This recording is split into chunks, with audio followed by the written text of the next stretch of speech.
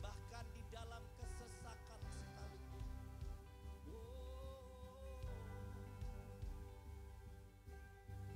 Ini doa kami, katakan dalam kesesakan, dalam kesesakanku Engkau beri kedamaianmu,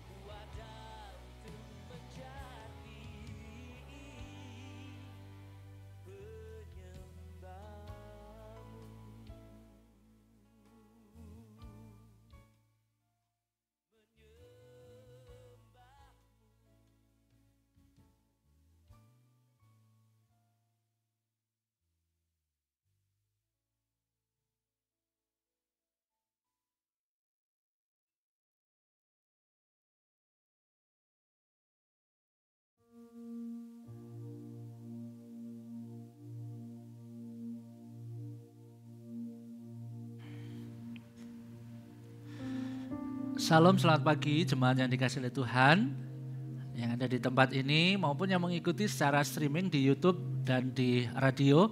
Selamat menikmati ibadah yang kedua Rek Lokal Ngiden. Jemaat yang dikasihi oleh Tuhan, saya mengundang semuanya bangkit berdiri. Mari sekali lagi kita berdoa, kita datang kepada Tuhan, kita mengucap syukur untuk anugerah yang Tuhan berikan, kita bisa beribadah pada pagi hari ini.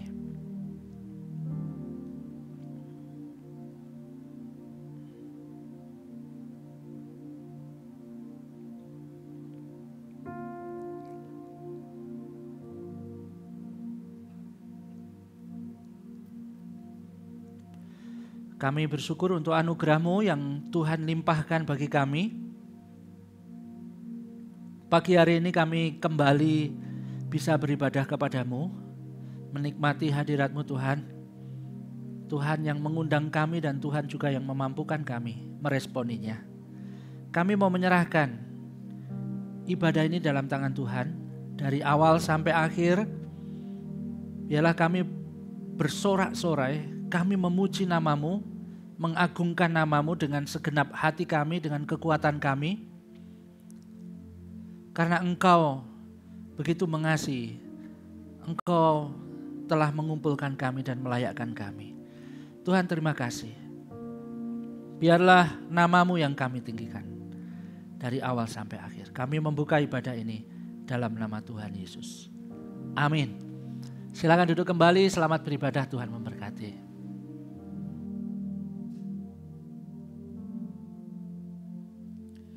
Aku hendak memuji Tuhan pada segala waktu. Puji-pujian kepadanya tetap di dalam mulutku. Karena Tuhan jiwaku bermegah. Biarlah orang-orang yang rendah hati mendengarnya dan bersukacita.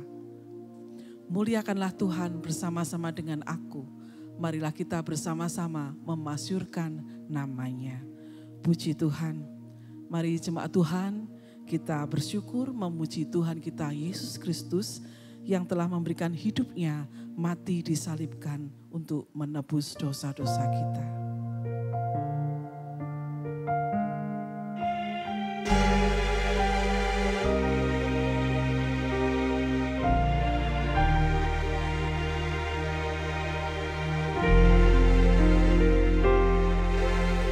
Yesus, Kau telah memulai segala yang baik dalamku. Engkau menjadikanku serupa gambaran-Mu dan berharga di mata-Mu. Yesus, Kau telah memulai karya yang mulia dalamku. Kau berikan hidup-Mu sebagai ganti dosaku. Karena kasih-Mu padaku, sekarang ku memuji-Mu, Allah yang setia, yang tak pernah meninggalkan perbuatan tangan-Mu. Sekarang ku menyembah-Mu, Allah yang mulia, sempurnakan senap hidupku agar indah bagi-Mu.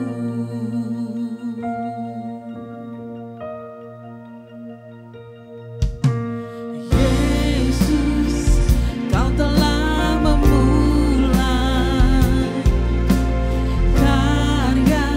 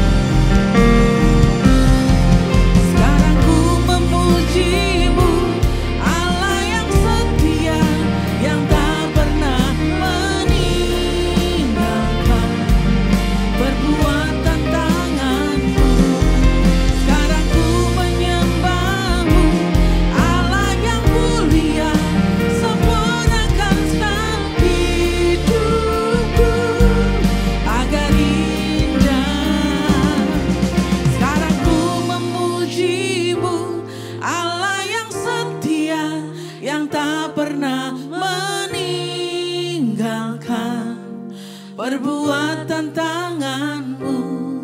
Sekarang ku menyembah-Mu, Allah yang mulia, sempurnakan segenap hidupku agar indah bagi-Mu,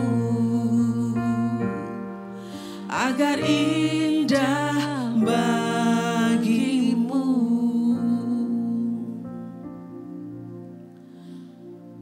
Maka aku mengakui dosaku kepadamu dan tidak menutupi kesalahanku.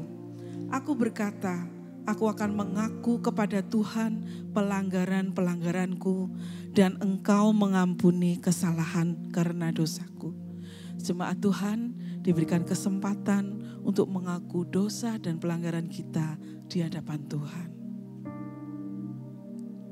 Tuhan ampuni kami, Tuhan. Ampuni dosa dan pelanggaran kami sepanjang minggu ini. Ampuni kami ya Tuhan. Kiranya Engkau yang melayangkan setiap kami. Kiranya Engkau yang mengampunkan setiap kami. Terima kasih ya Tuhan. Terima kasih Kristus. Bapa kami yang ada di surga, yang kami kenal di dalam nama Tuhan Yesus Kristus, kami sungguh mengaku dosa kami dan pelanggaran kami di hadapan-Mu ya Tuhan. Ampuni kami ya Bapa, ampuni kami. Terima kasih untuk Kristus, penyelamat hidup kami, yang telah mati dan bangkit bagi kami orang berdosa. Terima kasih ya Tuhan. Kami bersyukur Kristus telah menebus kami dan telah melayakkan kami untuk menjadi anak-anak-Mu. Terima kasih Tuhan, terima kasih. Saat ini sungguh Tuhan, kami rindu untuk memuliakan nama-Mu, memuji dan meninggikan Engkau. Kiranya Kristus disenangkan dengan ibadah kami. Kiranya Kristus dimuliakan. Terpujilah nama-Mu. Kami mengucap syukur di dalam nama Tuhan Yesus Kristus, Allah dan kekasih jiwa kami. Amin.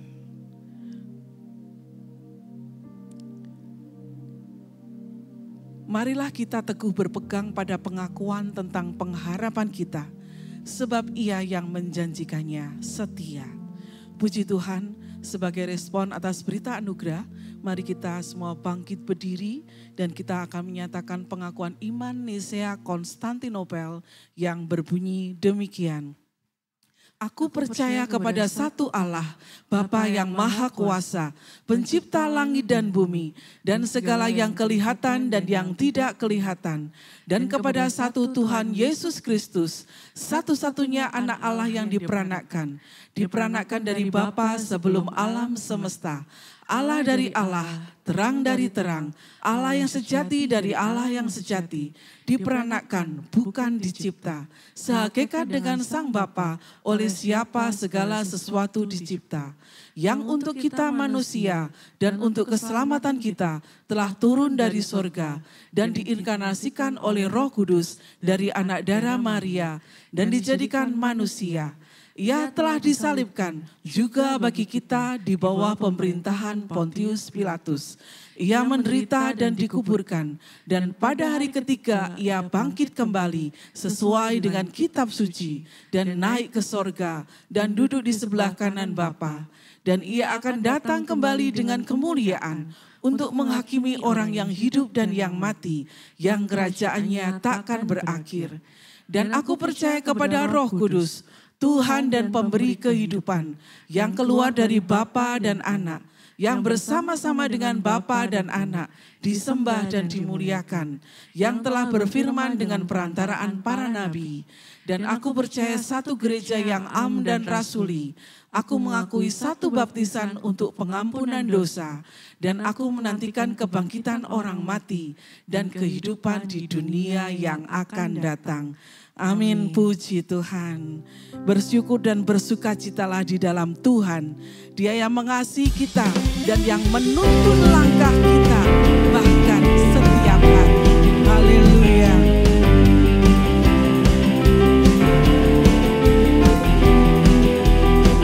Yang telah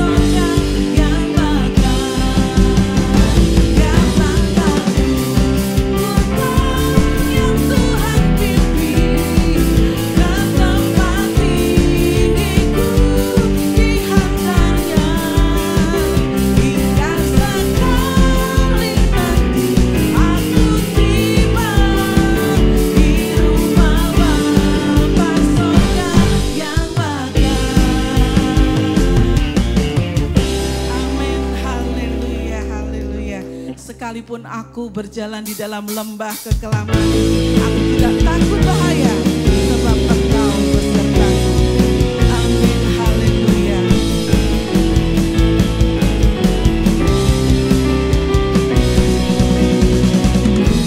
Mau berjalan dengan juru selamatku di lembah berbunga dan berair sejuk, yang kemana juga aku mau mengikutnya, sampai aku tiba di negeri Baka.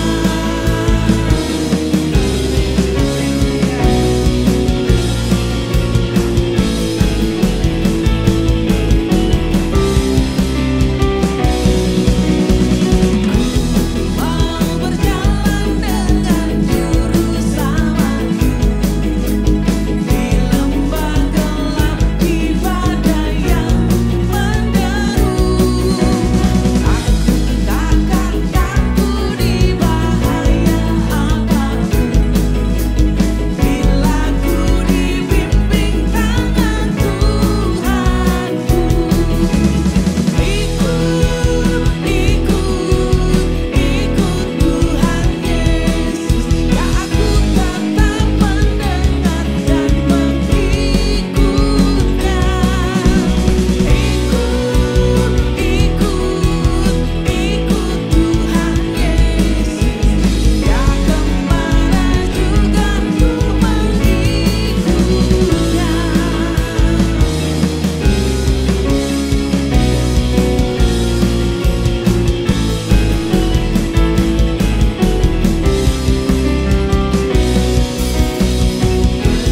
Sama juru selamat hatiku teguh, di lembah dan bukit yang perlu ku tempuh.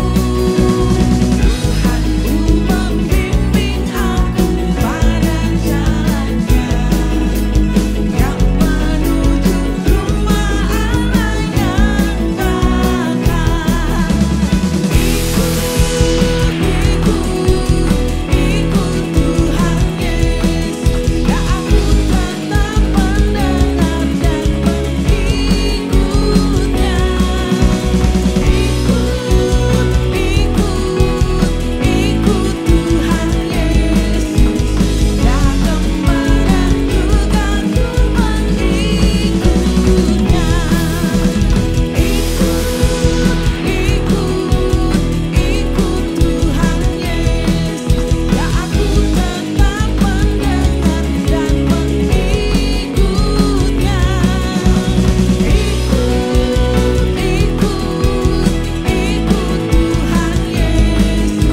Yesus, ya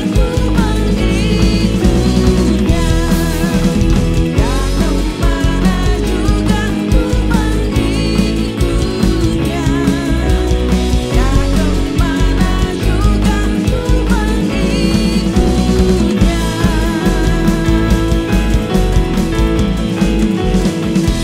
Haleluya, puji Tuhan. Silakan ibu bapak saudara. Di tengah dunia yang tidak menentu, mari kita tetap mempercayakan hidup kita kepada Kristus. Mari kita mohon kepada Tuhan supaya Dia memberikan kita iman dan percaya, sehingga kita bisa mengenal Dia, Allah yang setia menopang hidup kita.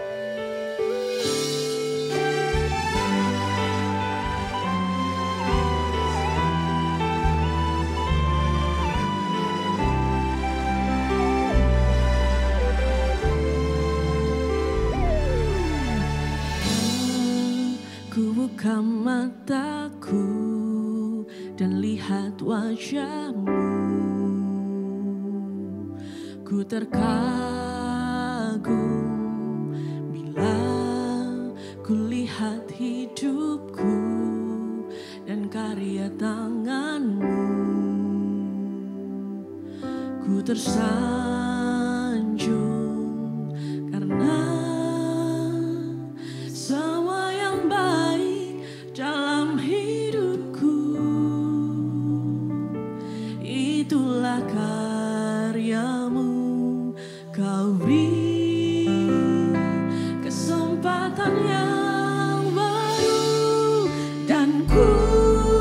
ingin mengenal-Mu Tuhan, lebih dalam dari semua yang ku kenal.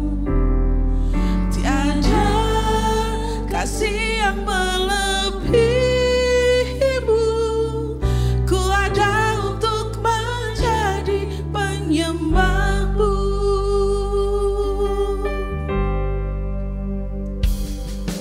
Bila ku buka mataku dan lihat wajah-Mu, ku terkagum. Bila ku lihat hidupku dan karya tangan-Mu, ku tersanjung. Karena semua yang baik dalam hidupku,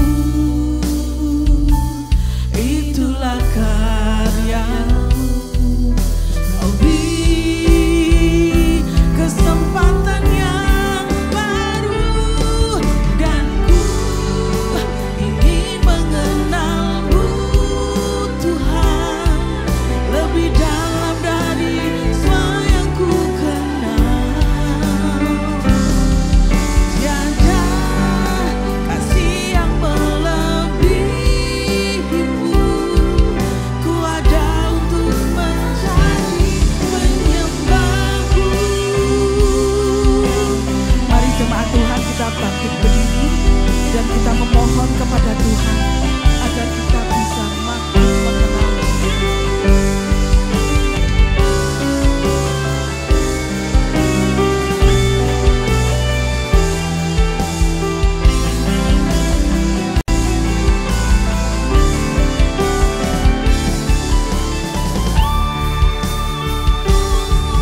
Dan ku ingin mengenal-Mu Tuhan, lebih dalam dari semua yang ku kenal. Tiada kasih yang melebihi-Mu, ku ada untuk menjadi penyembah-Mu. Dan ku ingin mengenal-Mu Tuhan, lebih dalam dari semua yang ku kenal. Tiada kasih yang melebihi-Mu, ku ada untuk menjadi penyembah-Mu.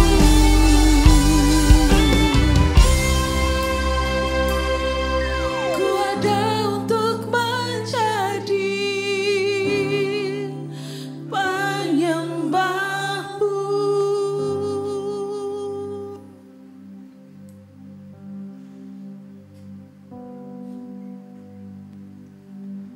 Mari kita masuk di dalam doa. Tuhan, pada pagi hari ini sekali lagi kami mengucap syukur karena Engkau memelihara kami sedemikian rupa. Kami sungguh terkagum jikalau kami yang adalah ciptaan ini Tuhan kasih sedemikian rupa. Kami sungguh terkagum ketika melihat hidup kami yang ada di dalam tangan Tuhan. Kami kagum akan karya tangan-Mu. Tuhan, terima kasih untuk semua hal yang Tuhan sudah kerjakan. Biarlah melalui setiap pujian kami terus menggantungkan dan menyandarkan hidup kami ke dalam tangan pimpinan-Mu. Bahkan juga melalui firman Tuhan yang akan kami baca dan kami renungkan bersama-sama, kami diingatkan kembali bahwa Tuhan senantiasa menolong kami, menopang kami.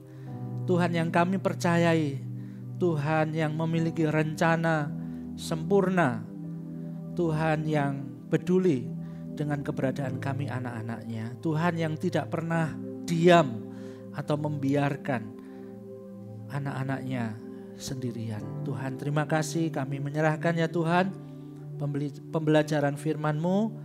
Biarlah Tuhan yang akan menolong kami semua. Di dalam nama Tuhan Yesus kami berdoa dan kami mengucap syukur. Amin. Silakan duduk kembali Bapak Ibu.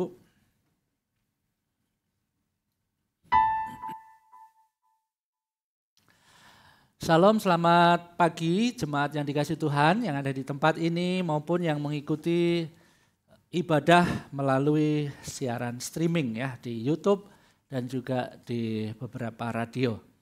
Nah, kita akan melanjutkan firman Tuhan sepanjang tahun ini dari eksposisi Perjanjian Lama dan kita membahas kitab Pengkhotbah. Kitab Pengkhotbah saat ini sudah sampai di pasal yang ketiga ayat 16 sampai dengan yang ke-22. Ya, temanya adalah struggle with injustice.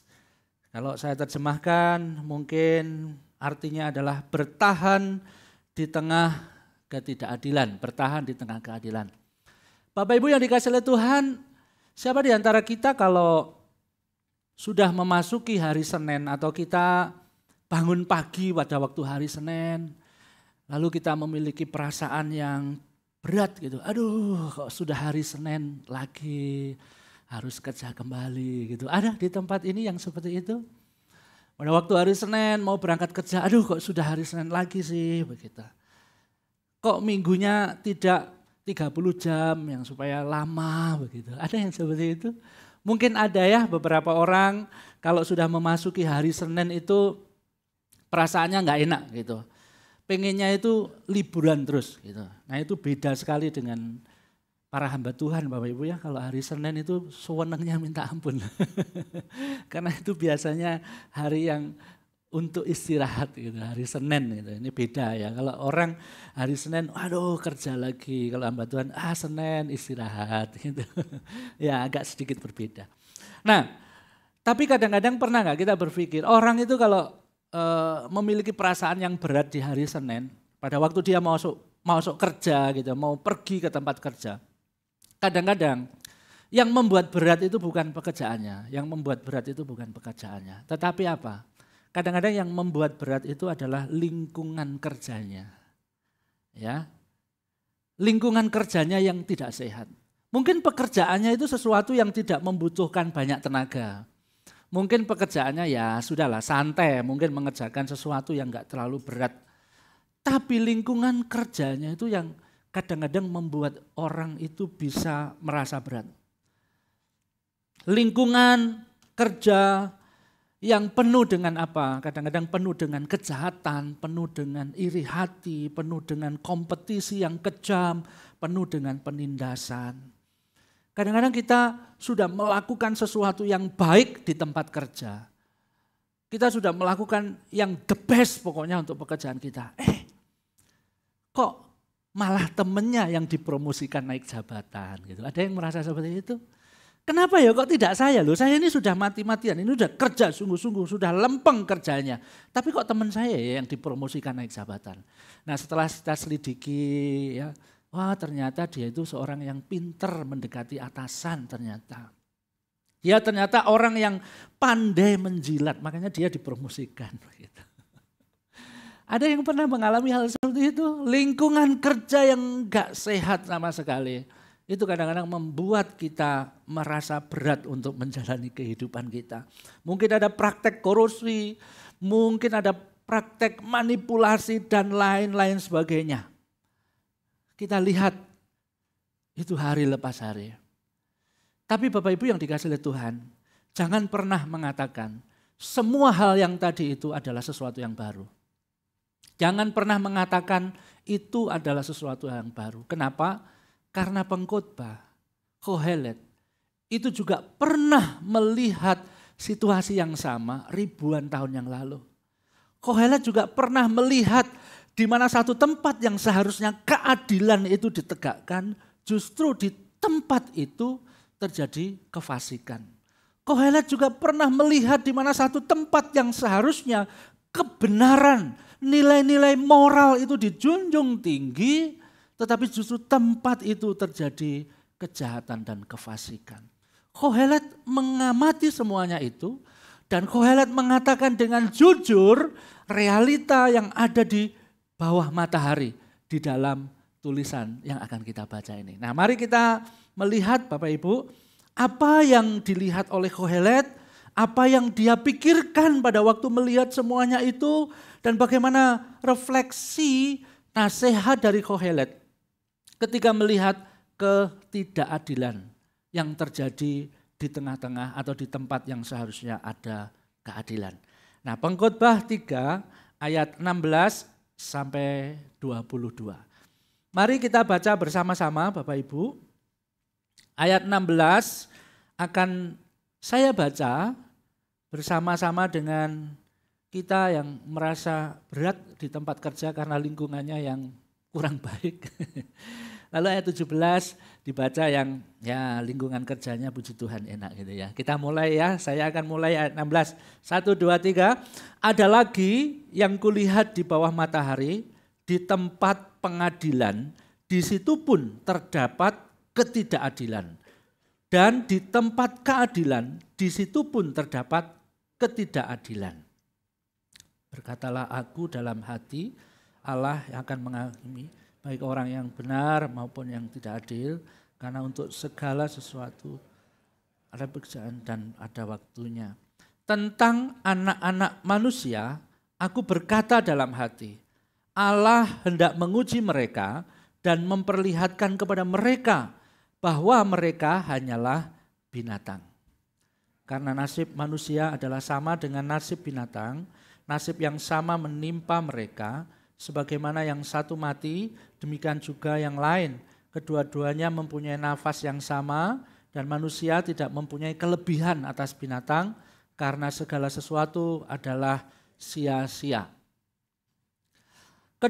Kedua-duanya menuju satu tempat, kedua-duanya terjadi dari debu dan kedua-duanya kembali kepada debu.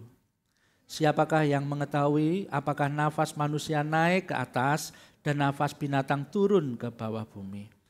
Aku melihat bahwa tidak ada yang lebih baik bagi manusia daripada bergembira dalam pekerjaannya. Sebab itu adalah bahagianya, karena siapa akan memperlihatkan kepadanya apa yang akan terjadi sesudah dia. Amin. Kita akan merenungkan bagian ini, saya membagi menjadi 3 bagian besar Bapak Ibu. Yang pertama nanti kita akan melihat sebetulnya apa yang dilihat oleh Kohelet. Apa yang sedang dia amati, kehidupan yang ada di bawah matahari. Lalu yang kedua, setelah dia melihat semua realita itu, setelah dia melihat keadaan yang ada di bawah matahari ini, apa yang menjadi refleksi bagi dia? Sekaligus ini menjadi sebuah nasihat bagi kita. Refleksi dari Kohelet ketika dia melihat realita yang ada di dunia. Lalu bagian yang ketiga nanti kita melihat kesimpulannya. Ketika sudah memiliki sebuah refleksi, ketika merenungkan apa yang terjadi di bawah matahari atau di dunia yang fana ini, kira-kira apa yang bisa dilakukan oleh semua orang. Nah, itu yang disampaikan oleh Kohelet di dalam bagian ini atau pengkhotbah, dan nanti di bagian penutup saya mau melihat apa yang digumulkan oleh Kohelet ini, apa yang digumulkan oleh pengkhotbah, bahkan juga ini sebetulnya menjadi sebuah pergumulan kita semuanya yang masih tinggal di dunia ini. Dilihat dari kacamata Kristus. Apa yang Kristus berikan, nilai apa yang Kristus berikan terhadap pengamatan yang ada di bawah matahari ini. Nah, mari kita melihat bagian ini secara bersama-sama. Bagian yang pertama adalah pengamatan dari Kohelet yang saya katakan sebetulnya ini adalah pengamatan yang pahit, pengamatan yang kurang menyenangkan. Kenapa? Karena Kohelet melihat apa yang ada di bawah matahari itu adalah ketidakadilan di tempat keadilan. Ketidakadilan di tempat keadilan. Ayat yang ke-16 bunyinya seperti ini. Ada lagi yang kulihat di bawah matahari. Di tempat pengadilan, di situ pun terdapat ketidakadilan. Dan di tempat keadilan, di situ pun terdapat ketidakadilan. Kalau di dalam terjemahan bahasa Indonesia ada kata adil diulang beberapa kali ya. Pengadilan, ketidakadilan, keadilan, ketidakadilan. Tetapi kalau kita melihat di mayoritas terjemahan bahasa Inggris, itu ada kata righteousness yang ditambahkan di sana. Ya, jadi ada kata judgment dan righteousness ada di sana. Nah, kalau kita melihat di dalam bagian ini, apa sih yang dilihat oleh pengkhotbah pada waktu itu? Apa yang dia amati dan dikatakan jujur di dalam bagian ini? Yaitu ketika di sana dikatakan di tempat pengadilan. Ternyata di situ ada kefasikan, kejahatan. Di tempat pengadilan ada kefasikan, kejahatan. Nah, maksudnya di tempat pengadilan itu apa? Apa yang dimaksud di dalam bagian ini? Nah, kalau kita melihat di dalam konteks pada waktu itu, tempat pengadilan itu bisa merujuk pada satu tempat di mana orang itu mendapatkan pembelaan, mendapatkan pengadilan, mendapatkan haknya, seperti itu. Jadi kalau dalam konteks sekarang mungkin itu bisa kayak pengadilan, ya kantor pengadilan begitu ya, atau kejaksaan atau ya semacam itulah, di mana orang mengadukan haknya, di mana orang pengen mencari kebenaran di situ, keadilan di situ. Nah, kalau zaman dulu, karena tempat seperti ini tidak ada khusus ya bangunan. Nah, biasanya orang-orang pada waktu itu kalau mencari keadilan itu di mana? Di balai kota, di kerajaan. Mereka mencari keadilan kepada siapa? Kepada pemimpin-pemimpin yang ada di sana pada waktu itu, di balai kota ya, di tempat-tempat tertentu. Mereka datang mencari keadilan. Tetapi yang miris adalah Kohelet melihat di mana tempat yang seharusnya keadilan itu ditegakkan, di situ justru terjadi kejahatan. Tempat itu adalah tempat yang harusnya keadilan ada. Tapi Kohelet melihat di situ justru terjadi kejahatan. Nah, artinya apa? Penulis melihat bahwa di tempat yang dirancang untuk menegakkan hukum, tempat yang dirancang untuk menegakkan keadilan, yang terjadi malah ketidakadilan, yang terjadi malah korupsi, yang terjadi malah suap menyuap, yang terjadi malah hal-hal yang salah dibenarkan, yang benar disalahkan. Nah, itulah kalau kita mungkin merenung, kok nggak jauh beda ya, kayak ada di negara mana gitu ya, mungkin gitu ya. Nah, itulah yang dilihat oleh Kohelet pada waktu itu. Nah, bukan hanya itu saja. Di bagian yang selanjutnya dia dikatakan begini, ada tempat righteousness atau tempat kebenaran. Nah, kalau keadilan tadi itu tempat di mana mungkin ada sangkut pautnya dengan hukum. Nah, kalau tempat kebenaran itu ada sangkut pautnya dengan moral. Nah, mungkin yang ada di dalam pikiran Kohelet pada waktu itu adalah ini tempat-tempat ibadah. Di mana seharusnya kekudusan, seharusnya moral itu dijunjung tinggi. Tetapi sekali lagi pengamatan Kohelet begitu tidak mengenakkan. Kenapa? Karena di tempat-tempat ini juga terjadi kefasikan. Tempat yang seharusnya menjadi contoh kekudusan ada. Tempat yang seharusnya ada moralitas dan kebenaran. Justru di sana ditemukan juga kebobrokan. Kalau saya memikirkan mungkin tempat-tempat ini adalah ya gereja misalkan. Atau tempat-tempat keagamaan-keagamaan yang lain. Ya, keagamaan apapun agamanya. Tapi Kohelet sudah tahu sejak dulu ribuan tahun yang lalu. Di tempat-tempat ini, keagamaan ini ternyata kebobrokan juga ada. Dan ini menjadi sesuatu yang ironi banget.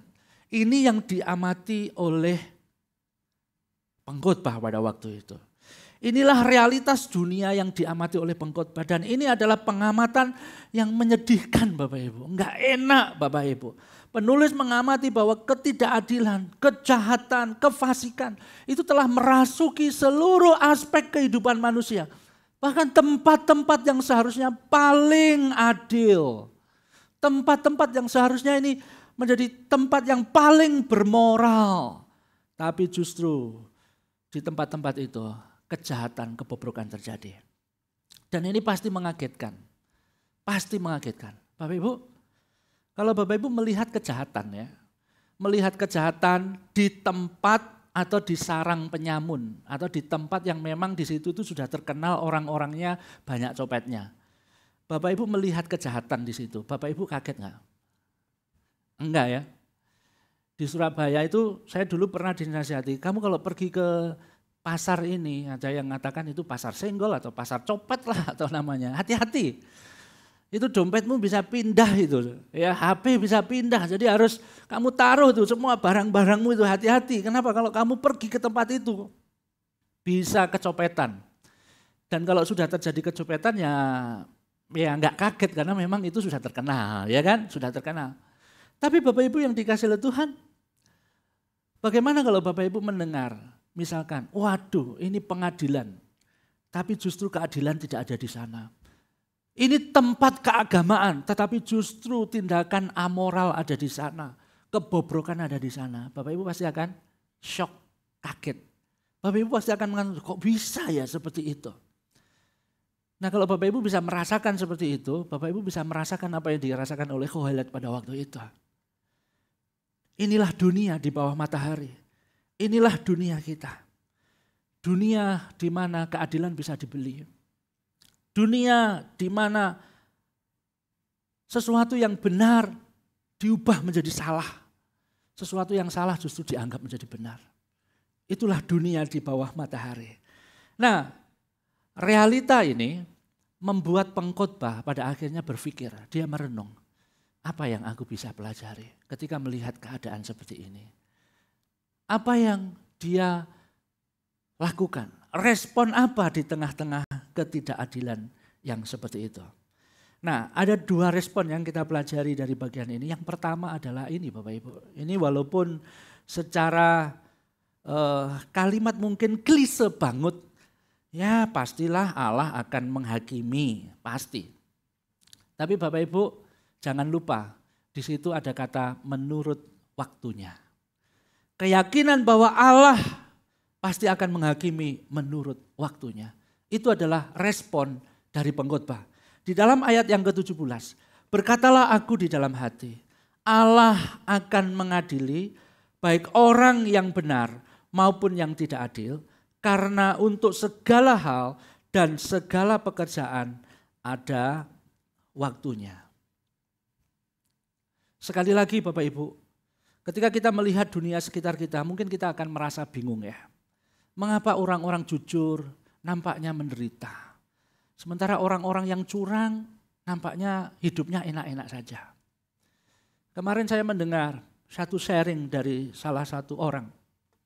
Cucunya itu tidak diterima di salah satu perusahaan. Saya tanya, lu kenapa kok tidak diterima? Lalu dia cerita begini, jadi cucu saya itu melamar di perusahaan cukup gede, itu di bagian perpajakan. Wah ini berat udah perpajakan. Lalu pada waktu ditanya bagaimana sikap kamu ya, yang calon karyawan ini ketika membuat laporan keuangan yang berkaitan dengan perpajakan. Pertanyaannya seperti itu. Lalu cucunya jemaat ini ngomong begini, ya kita itu harus membuat laporan yang profesional. Semua harus transparan, semuanya harus terbuka, tidak boleh memanipulasi pelaporan. Intinya seperti itu. Begitu jawabannya. Nah menurut Bapak Ibu, akhirnya yang terjadi apa? Ya nggak diterima. Nggak diterima. Lalu jemaat itu bilang, iya Pak, cucu saya salah jawab Pak. Gitu. Terlalu polos dia salah jawabnya gitu. Saya bilang, Pak, cucu Bapak nggak salah. Cucu Bapak mengatakan kebenaran. Tapi realita dunia menganggap kebenaran menjadi sebuah ancaman. Itu sesuatu yang wajar, makanya tidak diterima Pak. Nah, jemaat yang dikasih oleh Tuhan, kadang-kadang kita bingung ya, kenapa kita sudah jujur, kita sudah melakukan suatu kebaikan, tapi tidak dianggap, malah ditindas begitu. Kenapa ketika kita mau menyatakan sebuah kebenaran, tapi semua orang malah menolak kita, memprotes kita gitu. Mendemo berjilid-jilid misalkan begitu. Ini sebuah realita kebenaran yang mau diungkap, tapi kenapa kok justru orang nggak mau terima begitu kan? Bingung ya. Mungkin kita pikir iya kayak di negara mana ya kayak gitu tuh. Bapak Ibu yang dikasih oleh Tuhan, kita bingung. Mengapa kebaikan seringkali diinjak-injak, kejahatan itu seolah-olah menang begitu. Gak usah bingung, Kohelet pernah itu melihat ribuan tahun yang lalu Bapak Ibu. Dan kita mungkin berseru di dalam hati seperti Kohelet, di mana keadilannya, di mana ini kebenarannya begitu. Pada waktu Kohelet merenungkan semua yang terjadi di bawah matahari, dia mengatakan ada satu keyakinan kok. Tuhan itu pasti akan menghakimi. Tuhan itu pasti akan menghakimi. Tapi tidak hanya titik sampai situ. Tuhan pasti akan menghakimi menurut waktunya. Menurut waktunya. Bapak Ibu, kita mempercayai bahwa Allah akan menghakimi orang-orang yang fasik, orang yang jahat, melakukan korupsi dan lain sebagainya, suap dan lain sebagainya. Itu adalah satu hal. Tapi meyakini bahwa Allah melakukan menurut waktunya, itu hal yang lain. Kita mungkin bisa mengatakan, oke, Tuhan akan menghakimi orang-orang yang berbuat jahat. Tapi kadang-kadang kan kita maksa. Kapan? Sekarang Tuhan. Kapan? Besok. Kapan? Ya dalam bulan inilah Tuhan supaya orang-orang ini mungkin segera hilang begitu. Tapi Bapak Ibu yang dikasih oleh Tuhan, ketika Kohelet melihat semua realita itu, dia mengatakan bukan hanya dia percaya, nanti Tuhan pasti menghakimi kok. Tapi dia juga mengatakan menurut waktunya. Bahkan penghiburannya begini, mungkin kita mengatakan begini, Tuhan kalau kamu nggak hakimi dia, kalau nggak Tuhan hukum dia, nanti aku keburu mati, nanti keburu nggak bisa merasakan ini dan itu, cepat Tuhan gitu. Bahkan mungkin itu bisa terjadi sampai kita mati, Tuhan belum menghakimi orang-orang itu. Ketidakadilan tetap menang dalam tanda kutip. Orang-orang jahat mungkin tetap ada di atas angin. Tapi sebuah penghiburan Bapak Ibu. Kohelet mengatakan pada waktunya itu juga bisa merujuk pada apa? Penghakiman nanti di akhir zaman. Kalau Tuhan tidak menghakimi masa sekarang, pasti Tuhan akan menghakimi di masa yang nanti ketika Tuhan datang yang kedua kali. Makanya di dalam kitab Pengkhotbah kita akan sering menemukan kalimat ini Bapak Ibu. Untuk segala sesuatu ada masanya. Segala sesuatu ada masanya. Untuk apapun di bawah langit ada waktunya. Itu di pasal 3 ayat 1. Sebelum dia menulis semuanya ini, dia sudah ngomong dulu, segala sesuatu ada masanya. Ia yakin bahwa Tuhan tidak akan tinggal diam. Ia yakin bahwa Tuhan akan peduli dengan anak-anaknya. Ia yakin Tuhan akan peduli dengan orang-orang yang dikasihinya. Ia juga yakin bahwa Tuhan tidak akan tinggal diam ketika ada ketidakadilan, kecurangan, kejahatan. Dengan orang-orang yang seperti itu, Tuhan pasti tidak akan membiarkan begitu saja. Tuhan pasti akan menghakimi.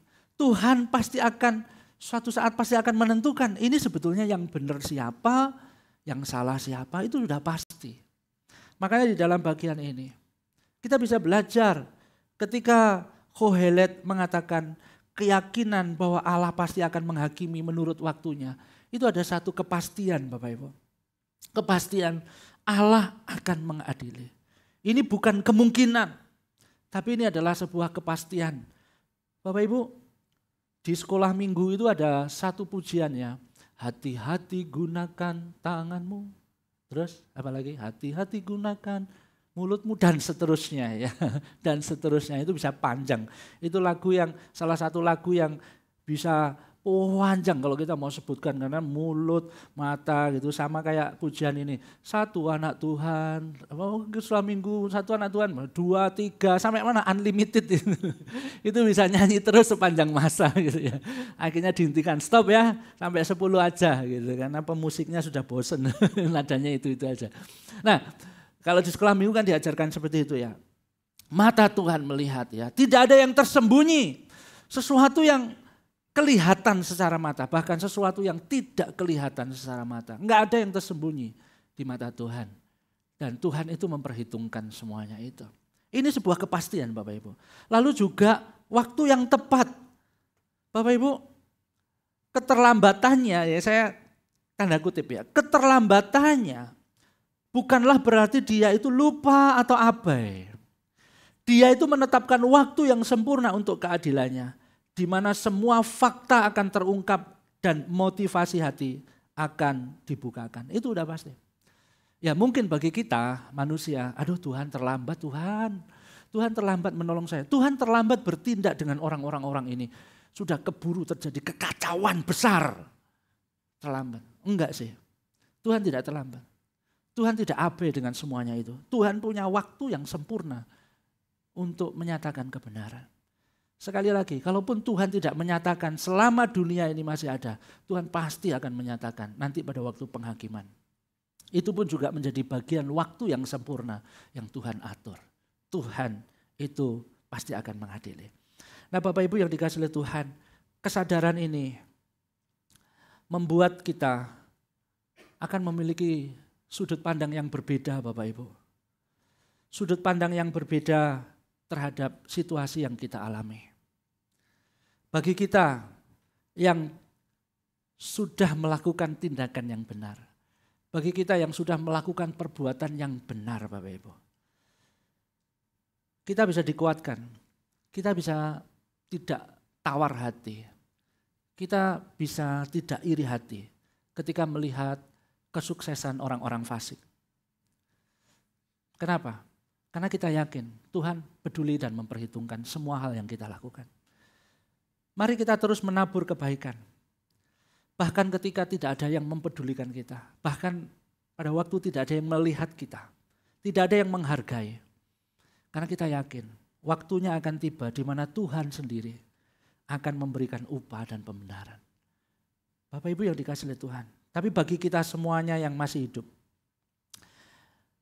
kebenaran ini membuat kita ini wawas diri ya. Kita diingatkan bahwa setiap pilihan, setiap tindakan Bapak itu akan memiliki bobot yang kekal. Sekali lagi itu akan dipertimbangkan oleh Tuhan. Janganlah kita menjadi hakim yang tergesa-gesa atas orang lain. Tetapi percayalah pada hakim agung yang waktunya selalu sempurna. Waktunya selalu sempurna. Percayalah, dia melihat, dia tahu, dan dia akan bertindak pada waktunya. Ini kesadaran yang pertama, refleksi yang pertama dari Kohelet. Lalu yang kedua, yaitu kesadaran tentang realitas kematian. Sekali lagi mungkin ini menjadi sesuatu yang, ya itu sesuatu yang biasa lah. Semua orang juga paham akan hal ini. Tapi mari kita melihat di dalam bagian ini, yaitu ketika pengkhotbah itu menyamakan manusia itu dengan binatang. Ya, ini salah satu ayat yang bisa disalahpahami Bapak Ibu. Kenapa? Karena di dalam ayat yang ke-18 bunyinya begini. Aku berkata dalam hati bahwa Allah mau menguji mereka. Mereka itu adalah manusia. Dan memperlihatkan kepada mereka, ya manusia, bahwa mereka manusia hanyalah apa? Binatang. Marah ya mungkin kalau kita baca, wah ini pengkhotbah ini kok nggak sopan ngomongin manusia kayak binatang begitu kan. Nah maksud pengkhotbah itu bukan itu. Kenapa pengkhotbah itu mengatakan hal ini begitu? Kenapa pengkhotbah itu kok sampai mengatakan mereka sama atau hanyalah binatang gitu. Jadi ini bukan merendahkan manusia, ini bukan menghina manusia, tapi pengkhotbah itu kayak memberikan semacam terapi kejut begitu kepada manusia, ya, kepada siapapun itu, ya, terutama mereka atau orang-orang yang hidup di dalam kesombongan, orang-orang yang menikmati dosa itu, orang-orang yang memang melakukan kejahatan begitu. Jadi itu kayak terapi. Kamu itu sama kayak binatang begitu. Dan di dalam kacamata pengkhotbah yang melihat keseluruhan itu di bawah matahari. Kan beberapa kali pengkhotbah mengatakan aku melihat di bawah matahari, yang artinya adalah kefanaan, segala sesuatu yang di bawah matahari ini kefanaan. Kalau kita mau jujur, bukankah memang ada samanya ya manusia dengan binatang? Memiliki kesamaan. Apa Bapak Ibu? Kesamaannya apa? Apa? sama-sama makan, ya betul, sama-sama nafas, ya betul ya, sama-sama bertumbuh gitu. Tetapi yang paling esensial, kalau kita melihat apa yang dikatakan oleh pengkhotbah, kesamaan itu adalah di dalam hal ini. Manusia dan binatang itu sama, memiliki nasib yang sama, yaitu mati. Ayat 19. Dan tujuan yang sama, yaitu kembali menjadi debu. Sama, manusia mati, oke, binatang juga mati. Binatang mati, terus ada yang dibuang, ada yang dikubur, ada yang dibakar juga, dikremasi juga ada. Gitu ya. Ada satu tempat di Surabaya itu yang menyediakan kremasi, layanan kremasi untuk binatang peliharaan. Dan itu ternyata nggak murah ya, mahal waktu lihat. Wah, lumayan ini kremasi ini untuk binatang. Ya itu bentuk penghargaan ya. Tapi intinya adalah setelah mati, jasadnya kemana? Kembali jadi apa? Ya abu atau tanah, ya kan? Sama manusia juga kan?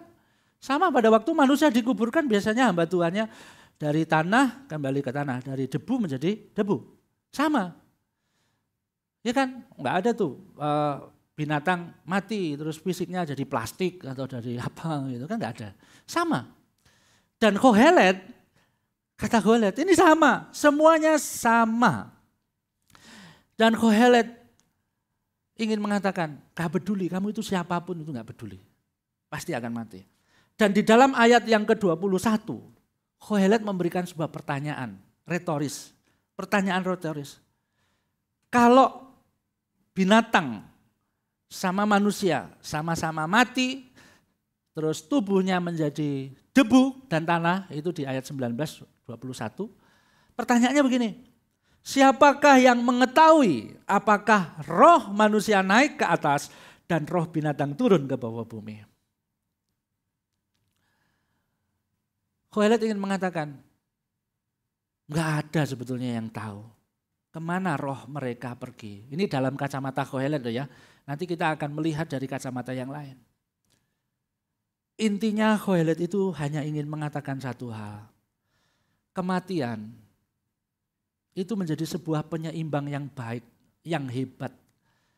Ketika manusia melihat realita itu, manusia itu diminta untuk sadar. Gitu. Kematian itu merenggut siapapun. Kamu ada di direktur maupun kamu ada di paling bawah, sama. Kamu bekerja di kantoran yang elit atau kamu bekerja di pinggir jalan, sama. Kohelet ingin mengatakan sama. Nanti mati balik ke tanah, debu dan tanah. Bapak Ibu yang dikasihi oleh Tuhan,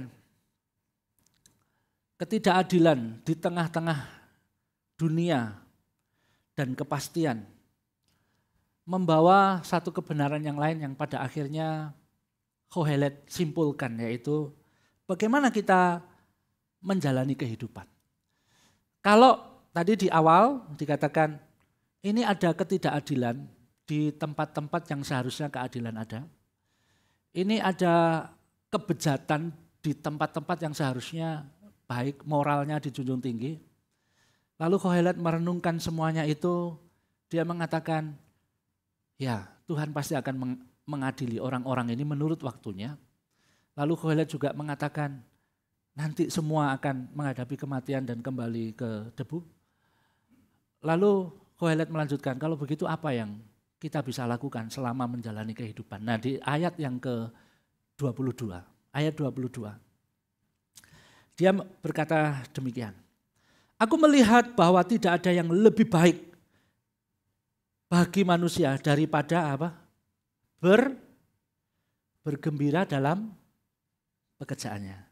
Bergembira dalam pekerjaannya. Sebab itu adalah bahagianya. Karena siapa yang akan memperlihatkan kepadanya apa yang akan terjadi sesudah dia. Bapak Ibu, jika dunia ini tidak adil dan kita semua pasti mati tanpa tahu apa yang terjadi setelahnya ya. Ini dari sudut pandangnya Kohelet. Ya. Lalu apa yang kita lakukan? Apakah mengeluh sampai nanti kematian berhenti? Apakah akan menjalani kehidupan yang masih tersisa ini dengan marah terus? Apakah menjalani kehidupan yang masih sisa ini putus asa terus? Inilah nasihat pengkhotbah Bapak Ibu. Aku melihat bahwa tidak ada yang lebih baik daripada menikmati pekerjaan itu. Daripada menikmati apa yang Tuhan sudah berikan untuk kita nikmati selama ada di dunia ini. Kenapa Kohelet atau pengkhotbah mengatakan demikian? Kohelet di dalam ayat yang ke-22 bagian terakhir mengatakan, karena siapa yang akan membuatnya melihat apa yang akan terjadi sesudah dia. Seolah-olah Kohelet ingin mengatakan begini, kamu itu tidak akan tahu apa yang akan terjadi di depan.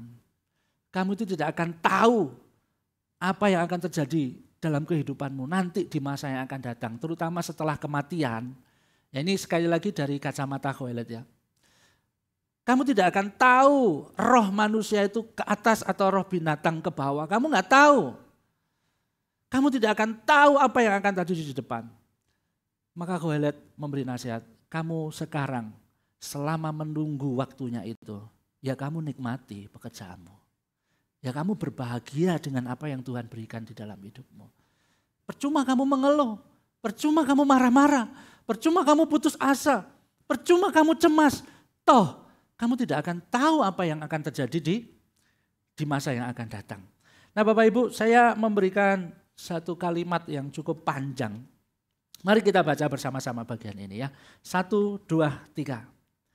Daripada kita menghabiskan energi untuk mencemaskan apa yang tidak bisa kita kendalikan masa depan, atau marah pada apa yang tidak bisa kita ubah, ketidakadilan itu sudah sistematik, pengkhotbah menasihati kita, fokus pada apa yang ada di tanganmu sekarang, pekerjaanmu, nikmatilah itu. Pekerjaan itu adalah bagian kita, itu adalah porsi yang telah Tuhan tetapkan bagi kita untuk dijalani di dunia yang fana ini. Dari bagian ini saya ingin mengatakan, karena ini berbicara tentang waktu ya, maka ini juga berbicara tentang proses Bapak Ibu. Mari kita menikmati setiap proses yang ada. Kita menikmati prosesnya, bukan hanya hasilnya, tetapi prosesnya. Dunia ini mungkin tidak adil. Anda mungkin tidak mendapatkan pengakuan yang layak. Tetapi Bapak Ibu, mari kita menemukan sukacita, kepuasan di dalam melakukan pekerjaan yang Tuhan percayakan kepada kita. Melakukan pekerjaan baik. Kalau kita menjadi seorang guru, mari kita menikmati proses pada waktu kita mengajar. Kalau kita menjadi seorang akuntan, mari kita menikmati proses pada waktu kita membuat laporan. Kalau kita menjadi kepala keluarga, mari kita menikmati proses menjadi seorang kepala keluarga.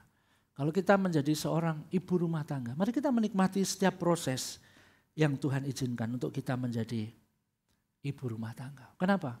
Karena itu menjadi bagian kita. Itu menjadi bagian kita. Setiap proses kita nikmati.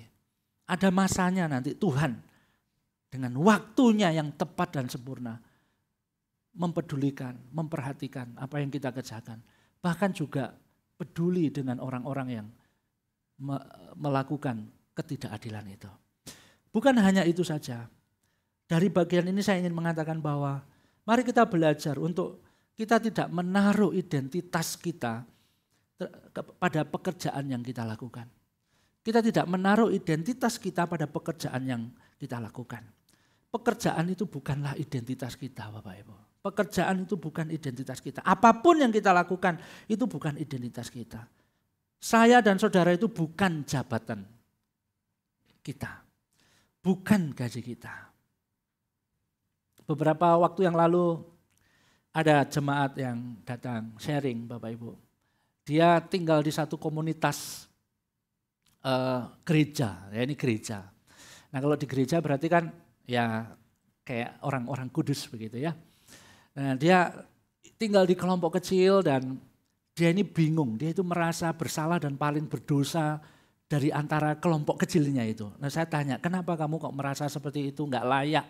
Kamu nggak mau atau merasa nggak bisa gabung sama mereka? Lalu dia cerita, bagaimana saya tidak merasa saya ini orang yang berdosa dan tidak layak. Karena saya punya komunitas gereja, pada waktu sharing dengan teman-teman itu, teman-teman yang lain cerita, wah saya di pekerjaan saya di kantor, bla bla bla bla di kantor, di sekolah yang ngajar bla bla bla bla. Nah pekerjaannya baik-baik. Nah dia bingung mau cerita. Nah pekerjaanku tuh mungkin beberapa orang melihat ini kurang baik. Kenapa? Karena dia seorang seniman yang harus bekerja main musik tiap malam dari kafe ke kafe, begitu. Jadi dia merasa jati dirinya, ya identitasnya itu benar-benar terpuruk karena dia hanya seorang seniman yang main musik, begitu. Lalu saya katakan, identitasmu bukan ada di situ. Kalau semua orang memiliki pemikiran identitasmu ditentukan oleh pekerjaanmu, wah gawat nanti, ya kan? Ada orang-orang yang dalam tanda kutip pasti tidak akan berharga. Kenapa? Karena memang pekerjaannya itu mungkin di pinggir jalan, sesuatu yang dianggap rendah. Gitu.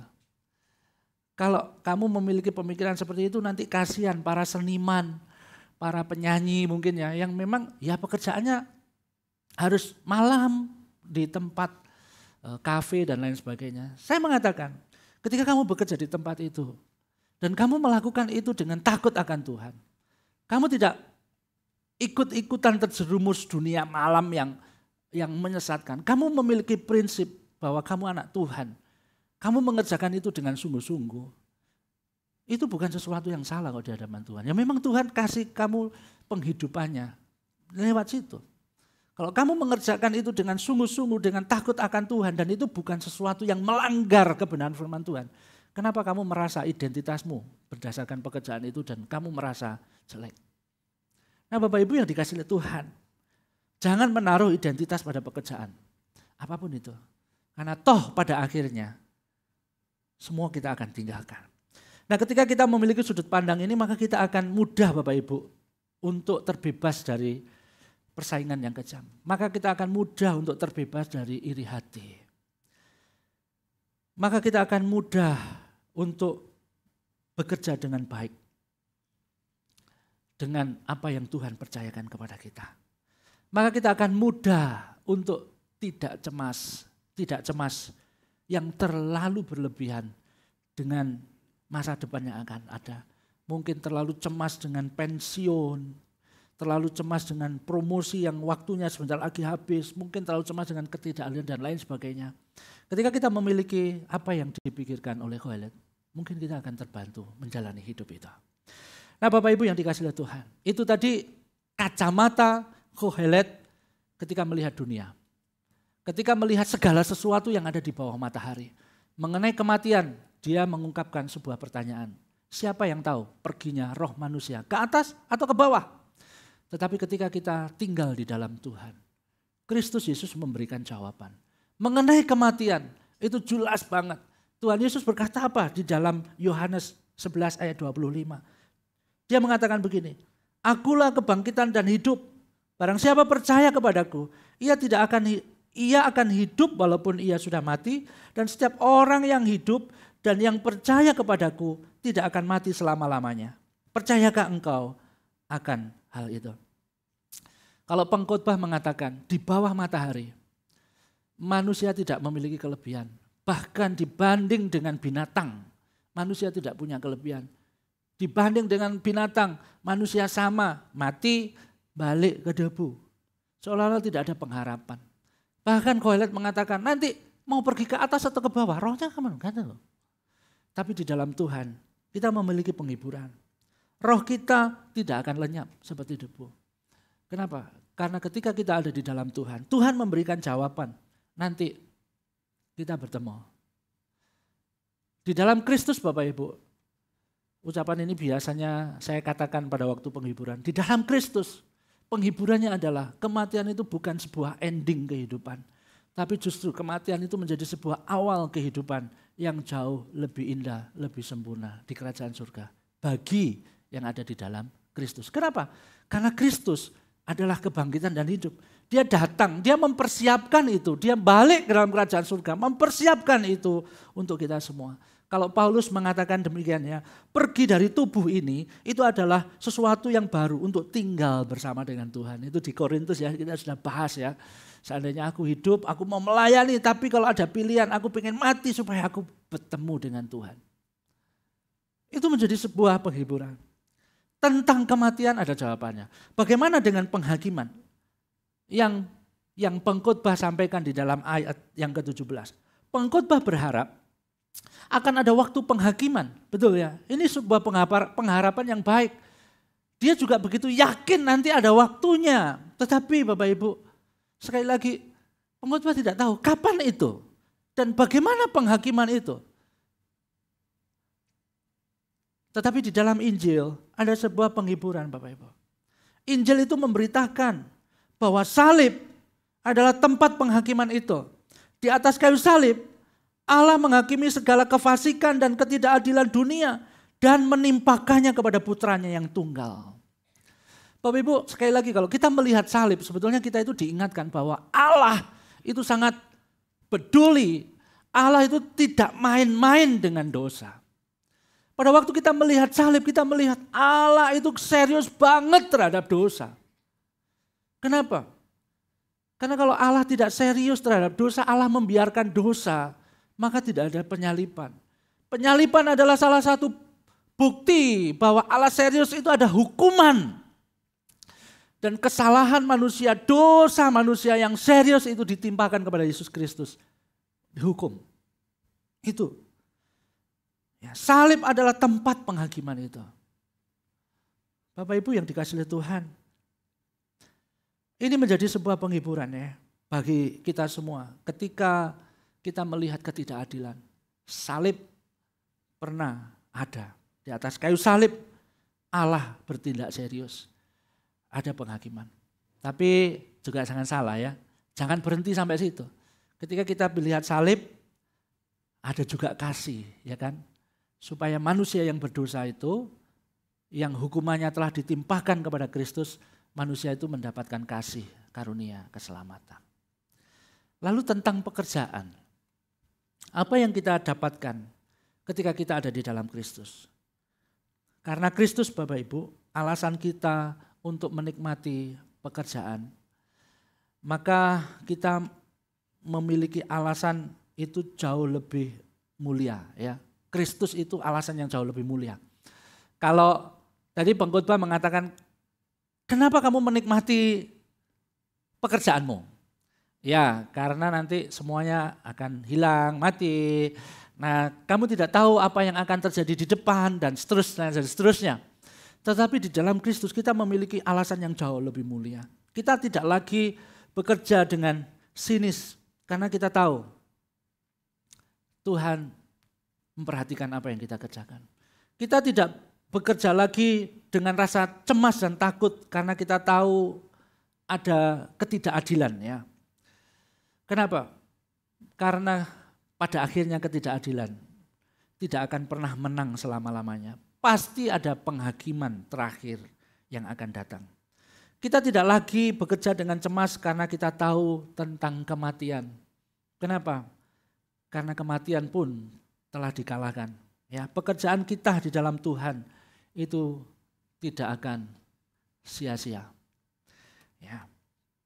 Kita bekerja bukan untuk mengejar angin. Kayak kalau pengkhotbah itu kan sering ngomong ya, manusia itu berjerih lelah ya, mengejar angin atau menjaring angin, nggak bisa, nggak dapat, itu sia-sia menjaring angin. Ya, kita bekerja bukan hanya untuk mengejar angin, tetapi sebagai ibadah kepada Allah yang telah menebus kita di atas kayu salib.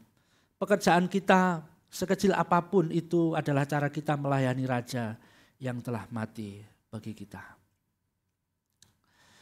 Dunia ini masih tidak adil Bapak Ibu ya.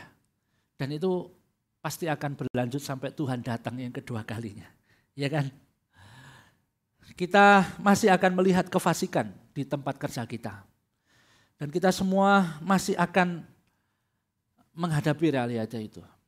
Kita semua juga pasti akan menghadapi yang namanya kematian. Tapi kita bersyukur Bapak Ibu, bagi kita yang ada di dalam Kristus, cerita itu tidak akan berhenti di sana. Cerita itu tidak akan berhenti di sana. Ada satu pengharapan. Salib adalah tempat di mana ketidakadilan terbesar dalam sejarah. Kematian anak Allah yang tidak bersalah itu loh Bapak Ibu. Tapi justru itu dipakai untuk menghasilkan keadilan terbesar bagi kita. Supaya kita mendapatkan anugerahnya. Karena itu Bapak Ibu, biarlah firman Tuhan ini membuat kita kembali bekerja di tempat kita, membuat kita mengerjakan bagian kita dengan perspektif yang baru ya di dalam Kristus. Dengan sudut pandang yang baru. Kita sebagai anak-anak Tuhan harus tetap bekerja dengan giat. Kita menikmati setiap tugas itu sebagai bagian yang Tuhan berikan kepada kita. Karena kita tahu bahwa Kristus itu menjadi alasan yang utama, alasan yang sempurna untuk pekerjaan dan kehidupan kita. Mari kita berdoa.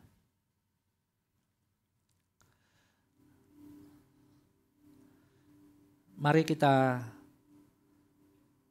merenungkan kembali apa yang terjadi di dalam dunia kerja kita. Lingkup kerja kita. Apakah mungkin sama seperti yang pernah dilihat oleh Kohelet, pengkhotbah? Ada ketidakadilan, korupsi, suap menyuap. Ada hal-hal yang membuat kita miris melihat itu semua. Tapi biarlah pada pagi hari ini firman Tuhan memberi kita perspektif yang baru. Pengharapan yang baru. Allah yang bekerja sesuai dengan waktunya. Dia pasti peduli. Dia serius dengan orang-orang yang melakukan ketidakadilan. Dia serius menangani dosa yang dilakukan oleh dunia. Dia mengadili, pasti. Tapi juga menurut waktu dan kehendak dia. Oleh sebab itu mari kita melihat, jikalau kita bisa menikmati pekerjaan kita, kita bersyukur. Ini bagian kita. Itu yang Tuhan sudah berikan pada kita.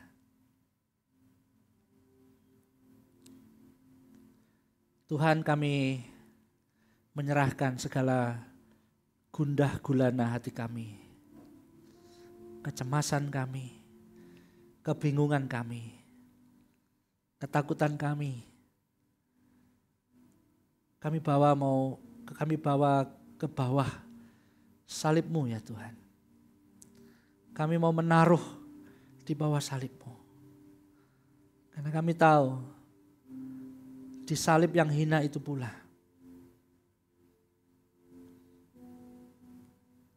Tuhan begitu serius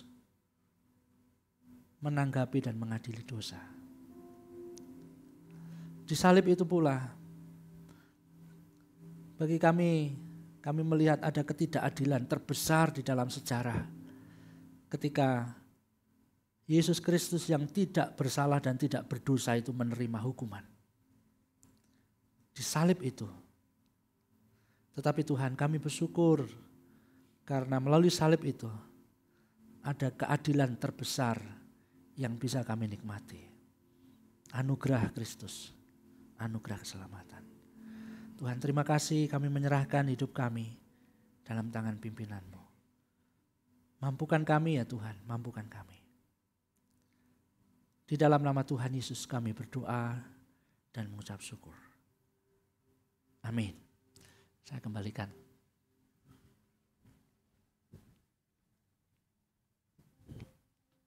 Aku tahu ya Allahku bahwa Engkau adalah penguji hati dan berkenan kepada keikhlasan.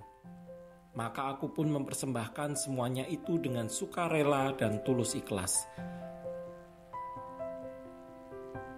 Jemaat yang terkasih, kini tiba saatnya bagi kita untuk mempersiapkan persembahan sebagai ungkapan syukur atas anugerah Tuhan bagi kita.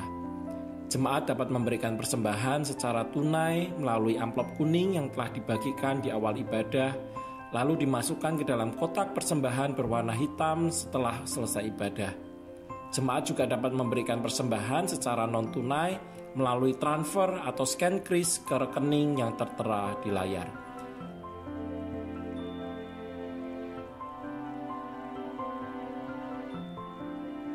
Sambil mempersiapkan persembahan kita, selamat menyaksikan Warta Gereja minggu ini. Shalom, welcome to Reform Exodus Community.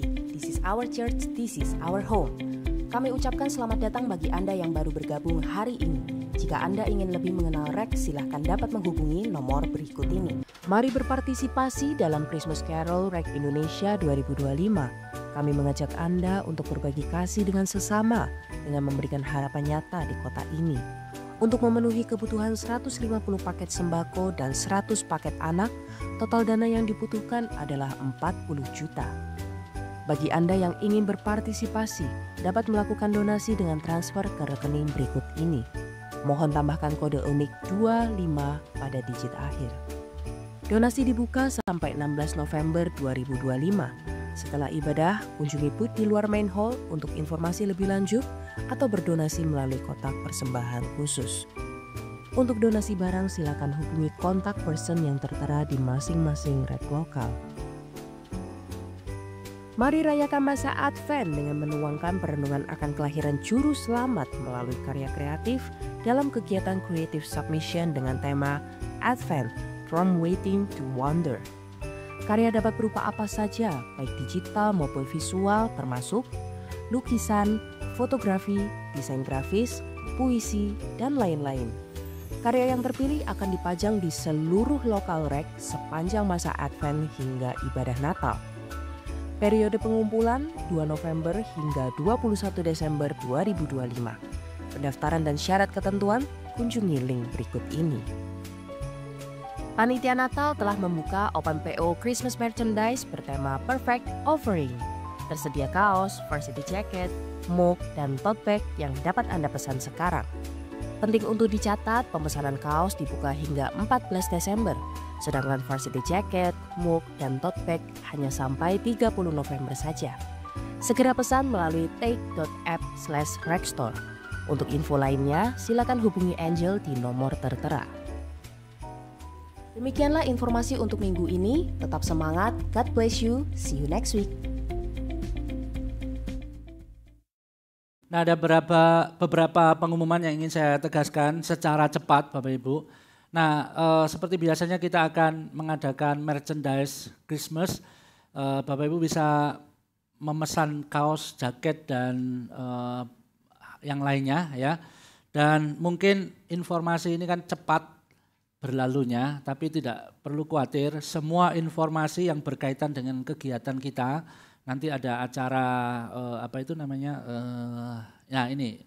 Jadi ada baksos, lalu ada pengumpulan pra-Natal dan lain sebagainya.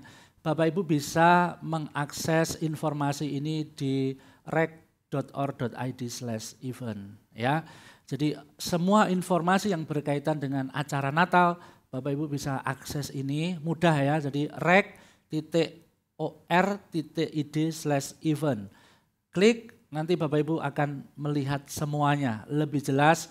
Bapak Ibu juga akan mudah untuk memesannya, tinggal klik langsung mengarah ke link yang tadi sudah disediakan. Lalu kalau mau bertanya, Bapak Ibu tinggal klik langsung terhubung dengan nomor WA PIC yang ada di acara tersebut. Jadi ingat-ingat ya, ini aja dihafalkan, rek.or.id/event. Semua informasi ada di situ. Nah, itu saja yang ingin saya sampaikan. Dan satu lagi, setelah ini kita akan berdoa karena ini adalah minggu yang kedua. Jadi minta waktu sebentar, nanti kita akan berdoa bersama-sama, akan dipimpin oleh yang bertugas di tempat ini ya, kurang lebih 5-10 menit. Dan nanti ada pokok doa yang akan dibagikan. Nah, itu saja. Sebelum kita berdoa syafaat dan persembahan, apakah ada yang baru pertama kali? Bisa angkat tangan sebentar jikalau ada. Jikalau tidak ada, mari kita bangkit berdiri, kita berdoa bersama-sama.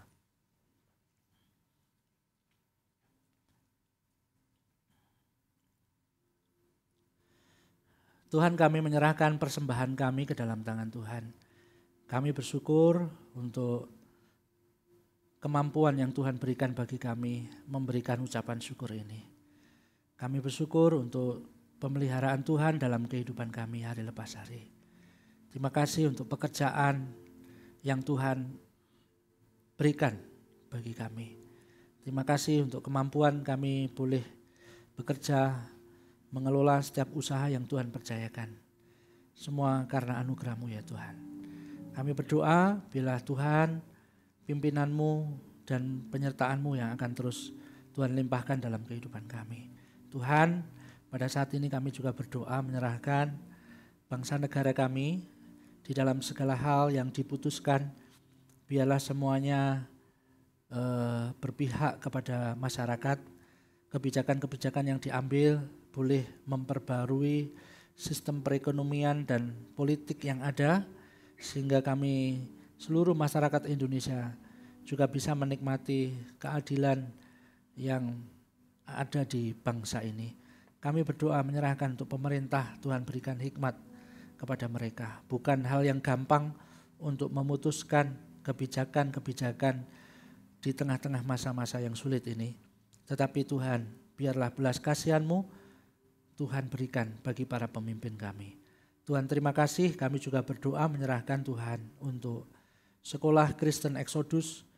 Kami bersyukur jikalau sampai saat ini Tuhan masih mempercayakan murid-murid di sekolah ini.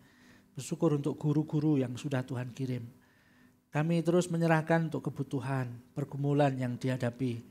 Biarlah Tuhan juga yang akan menolong. Kami sungguh percaya Tuhan yang telah memulai, Tuhan juga yang akan terus menuntun kami, menyediakan setiap hal yang kami butuhkan untuk guru-guru, untuk pembangunan yang terus berlangsung, prasarana sekolah. Tuhan, Engkau yang akan memberkati dan menyediakan. Terima kasih ya Tuhan. Inilah doa kami yang kami naikkan di dalam nama Tuhan Yesus Kristus. Amin.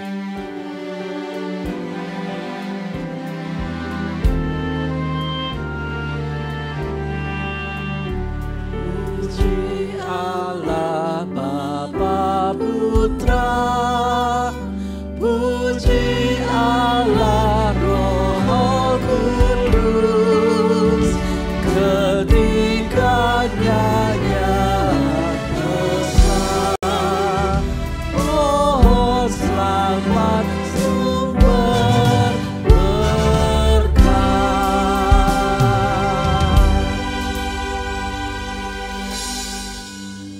Jemaat yang dikasihi oleh Tuhan, sekali lagi arahkan hati kepada Allah Tritunggal yang akan menolong dan memberkati kita semuanya.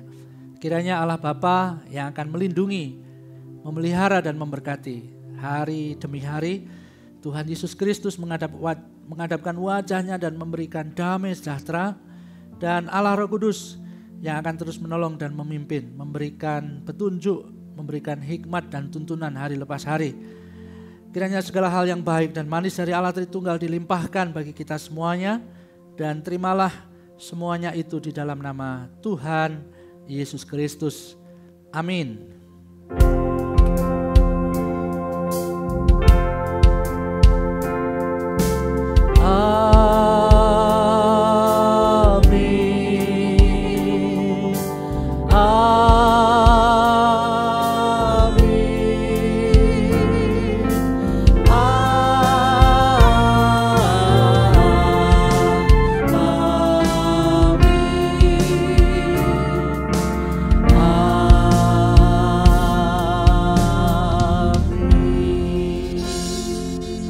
Silakan duduk kembali Bapak Ibu, dan kepada petugas pemimpin doa saya persilakan langsung.